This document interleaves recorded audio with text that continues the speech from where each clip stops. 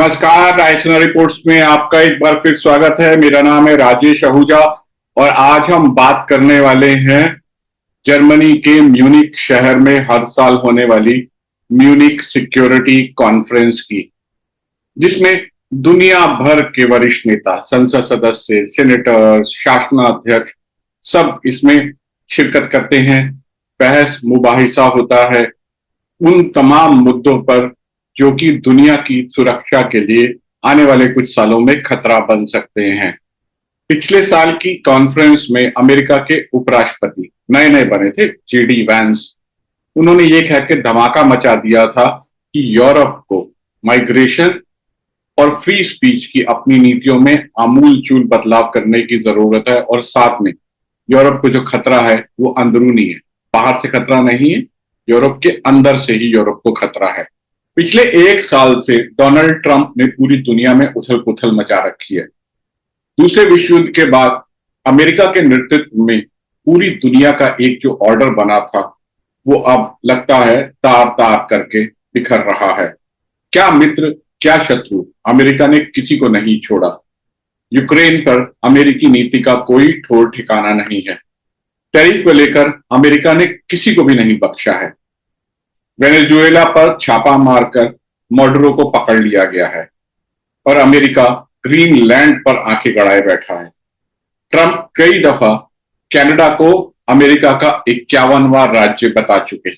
Europe को कई दफा चिताया जा चुका है कि अमेरिका अब उसकी सुरक्षा के लिए पूरी तरीके से तैयार नहीं है और यूरोप को अपनी सुरक्षा के लिए खुद को तैयार रहना होगा। अमेरिकी चेतावनियों के बाद रूस ने भी अब यूरोपीय मुल्कों को आंख दिखानी शुरू कर दी है। ग्रीनलैंड डेनमार्क का स्वशासी देश है।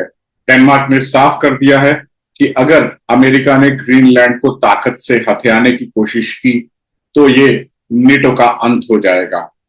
2026 की म्यूनिक सिक्योरिटी रिपोर्ट के मुताबिक ट्रंप एक विध्वंसकारी व्यक्ति है, यानी डिमोलिशन मैन। कॉन्फ्रेंस हर साल ये रिपोर्ट जारी करती है। इस रिपोर्ट में बेहद साफ कहा गया है कि ट्रंप पुराने सभी करारों या वायदों को अब खत्म करने पर तुले हैं। दूसरे विश्व युद्ध के बाद से लेकर अब तक, यानी करीब 80 साल से बना इंटरनेशनल ऑर्डर अब टूटने के कगार पर है। रिपोर्ट में कहा गया है कि ट्रंप की नीतियों से एक नई दुनिया बन रही है जहां अमीरों और ताकतवर लोगों का बोलबाला है।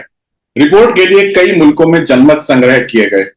जनमत संग्रह बताते हैं कि सरकारों पर अब ये भरोसा करना मुश्किल है कि वो रहन सहन की ऊंची कीमत या बढ़ती असमानता या तरक्की के कम होते रास्तों जैसी समस्याओं का हल निकाल सकती हैं।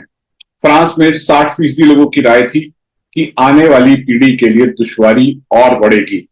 यूके में यही संख्या 53% और जर्मनी में 51% थी।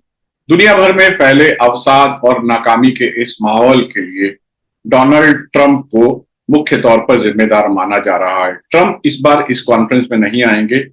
उनकी तरफ से मार्को रूबियो, जो कि अमेरिका के विदेश मंत्री हैं और राष्ट्रीय सुरक्षा सलाहकार भी हैं, वो इस कॉन्फ्रेंस में शिरकत करने वाले हैं। देखते हैं इस बार वो यूरोप को या पूरी दुनिया को क्या संदेशा देते हैं। फिलहाल के लिए इतना ही। रायसीना रिपोर्ट के अगले अंक में एक बार फिर से मुलाकात होगी।